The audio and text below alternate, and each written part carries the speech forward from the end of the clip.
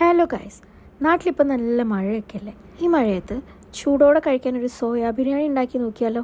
അതിനായിട്ടുള്ള ഇൻഗ്രീഡിയൻസ് ആണ് കേട്ടോ ഈ കണ്ടതൊക്കെ.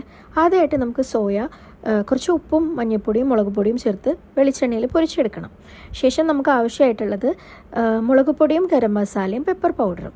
പിന്നെ ബിരിയാണിക്ക് ആവശ്യമായിട്ടുള്ള സാധനങ്ങളാണ് ജിഞ്ചർ ഗാർലിക് പേസ്റ്റും ഒണിയൻ പേസ്റ്റും മല്ലിയിലയും പുതിനയിലയും. പാൻ വെച്ച് ടേബിൾ സ്പൂൺ ഓയിൽ ഒഴിച്ച് ഒരു 2 ടേബിൾ സ്പൂൺ നെയ്യും കൂടെ ഒഴിച്ചു കൊടുക്കാം. ഞാനിവിടെ ക്ഷീറിൻ്റെ നെയ്യാണ് കേട്ടോ ഉപയോഗിച്ചിട്ടുള്ളത്. ശേഷം നമുക്ക് അരിഞ്ഞു വെച്ചിട്ടുള്ള സവാള ഇട്ട് കൊടുക്കാം.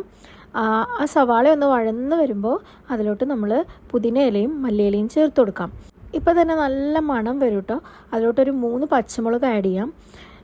ശേഷം നമ്മൾ റെഡിയാക്കി വെച്ചിട്ടുള്ള പൗഡറൊക്കെ ഇതിൽ ആഡ് ചെയ്ത് കൊടുത്തതിന് ശേഷം നമുക്ക് ജിഞ്ചർ ഗാർലിക് പേസ്റ്റും ആഡ് ചെയ്ത് പച്ചമണം മാറുന്നത് വരെ നന്നായിട്ട് മൂപ്പിച്ചു കൊടുക്കാം.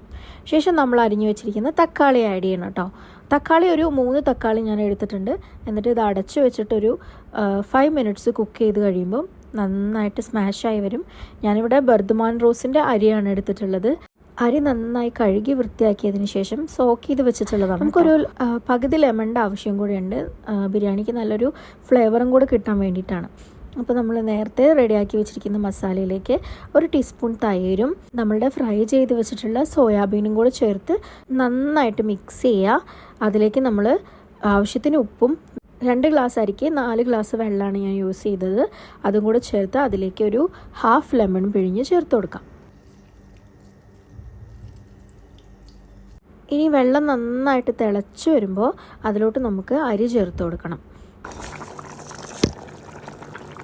അടച്ചു വെച്ച് ഒരു 10 to 15 മിനിറ്റ്സ് കുക്ക് ചെയ്യുമ്പോഴേക്കും നന്നായിട്ട് വെള്ളമൊക്കെ വറ്റിയിട്ടുണ്ടാവും. അപ്പോൾ ഒരു 90% വേവ് ആവുമ്പോൾ നമ്മളത് ദമ്മിലിടണം കേട്ടോ. അപ്പോൾ ഞാൻ വെള്ളമൊക്കെ പോകുന്നത് വരെ വെയിറ്റ് ചെയ്തിട്ടുണ്ട്. പിന്നെ സിമ്മിലിട്ട് ഞാൻ നന്നായിട്ട് ഒരു 5 മിനിറ്റ്സും കൂടെ കുക്ക് ചെയ്തെടുത്തു. കാണുമ്പോൾ തന്നെ നിങ്ങൾക്കറിയാം നല്ല അടിപൊളി ടേസ്റ്റ് ആയിരുന്നു. സോ എല്ലാവരും ട്രൈ ചെയ്തിട്ട് അഭിപ്രായങ്ങൾ കമൻറ്റ് ബോക്സിൽ അറിയിക്കുക. Thanks for watching.